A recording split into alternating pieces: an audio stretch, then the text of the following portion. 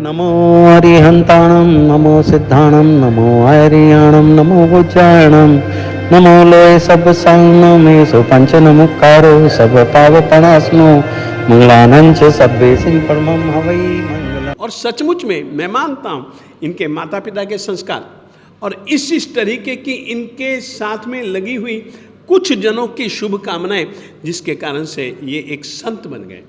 श्री जीवन राम जी महाराज साहब का चौमासा उन दिनों जीरा में था और ये श्रीमान जोधेलाल जी के साथ में रहते थे। जोधेलाल जी ने हर रोज उपाश्रय में जाना, उपाश्रय में सामायिक करना, प्रतिक्रमण करना, गुरुओं की सेवा करना, और ये साथ में लेकर जाते थे।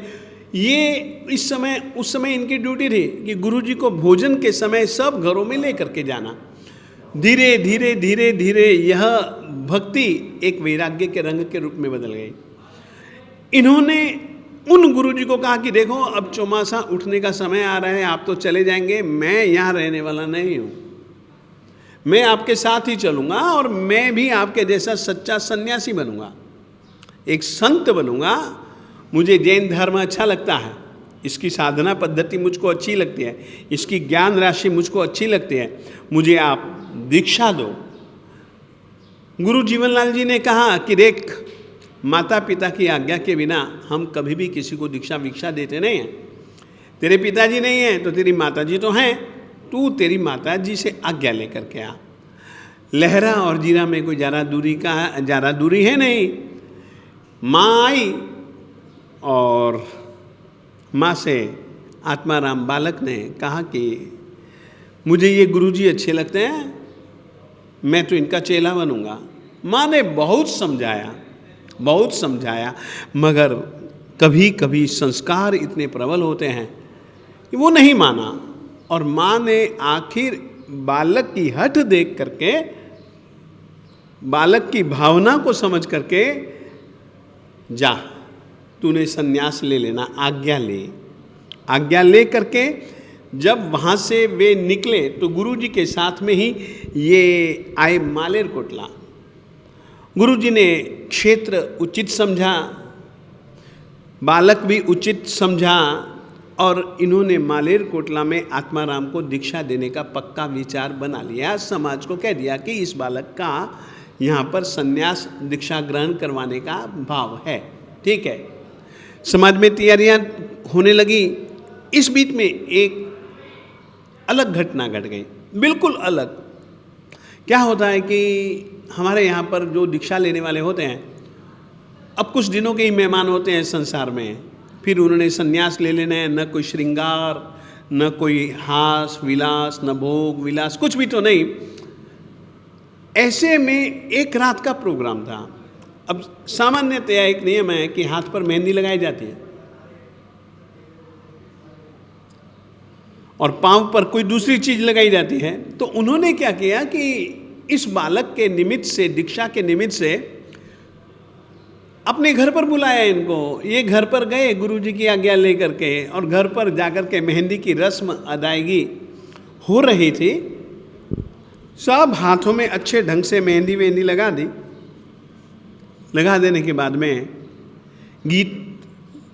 गीतों का प्रोग्राम हुआ, और गीतों के प्रोग्राम के बाद में जब ये देर रात उपाश्रय में लौटे, गुरुजी को प्रणाम किया। गुरुजी ने कहा चल अब तू सो जा। इसने कहा ठीक है गुरुजी, आपकी आज्ञा। सोने की तैयारी कर ही रहा था तो इतनी देर में जिसके घर में यह आयोजन था वो आदमी भागता भागता हुआ आता है।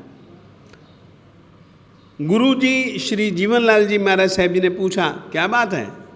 अरे गुरुजी माफ़ कर दो, माफ़ कर दो, माफ़ कर दो। क्यों, हुआ क्या? महाराज इसके हाथ में हमने मेहंदी लगानी थी, मगर मेहंदी तो हम नहीं लगा पाए, और जो पाँव पे लगाने की चीज़ थी वो इसके हमने हाथ में लगा दी। तो रंग जो मेहंदी का होना चाहिए वो तो नहीं चढ़ेगा। गुरुजी ने उस समय इस पता नहीं स्वाभाविक रूप से या इसकी जिंदगी की वह एक भविष्यवाणी बन गई। गुरुजी ने कहा कोई बात नहीं, रंग तो कोई दूजा ही चढ़ेगा, रंग तो कोई दूजा ही चढ़ेगा। और सचमुच में इन्होंने स्थानकवासी पर्याय में दीक्षा ली। इनकी आपको मैं कहना चाहता हूँ कि किस तरीके से ये इन्होंने अपना विकास विकास विकास, ज्ञान का विकास, ध्यान का विकास, संयम का विकास, गुणों का विकास करते गए करते गए करते गए। और 1-1.25 साल के बाद तो इन्होंने अपने गुरुजी का साथ छोड़ दिया।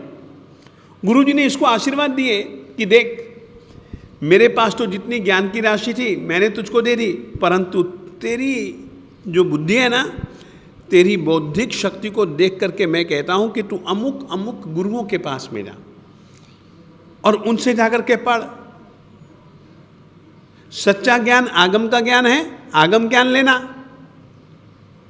गुरुजी आप आशीर्वाद दो, आपकी भावना को मैं सफल बनाऊंगा। और सचमुच में इनके साथ में एक इनका गुरु भाई यानी कि जीवनलाल जी के ही दूसरा चेला, दोनों जन निकल गए और दोनों जनों ने खूब अध्ययन किया। इन्होंने तो खूब अध्ययन किया, दूसरा मुनि अध्ययन सामान्य करता था, इनकी सेवा ज़्यादा करता था। अब इन्होंने अध्ययन करते करते करते करते जब पाया कि यार आगम कुछ कहते हैं और ये लोग अर्थ कुछ दूसरा करते हैं। शब्द अर्थ तो होता ही है, जो कोई भी, चाहे उर्दू भाषा हो, चाहे हिंदी भाषा हो, चाहे अंग्रेजी भाषा हो, हर शब्द, हर किसी भाषा का शब्द कोई ना कोई अर्थ को संजोए हुए अपने आप में रखता ही रखता है। ये शब्द कुछ दूसरा अर्थ बतलाता है, ये परंपरा वाले कुछ दूसरा अर्थ बतलाते हैं, लगता है कि कुछ दूसरा भी है इनके सिवाय। और खोजबीन चालू की तो उनको आगमों के पाठों में से ही मूर्ति पूजा, इसकी सिद्धि के लिए बहुत सारे पुरावे मिले।